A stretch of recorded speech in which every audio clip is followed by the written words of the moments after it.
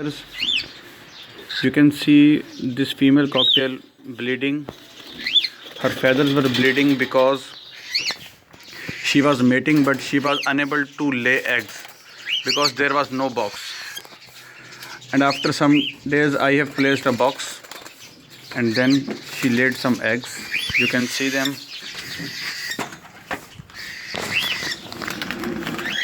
She has eggs, 3 eggs, and her male is incubating the eggs.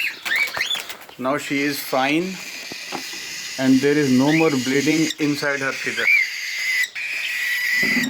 Mostly cocktail feathers bleed due to frustration, and they get frustrated if there is no box at the time of breeding.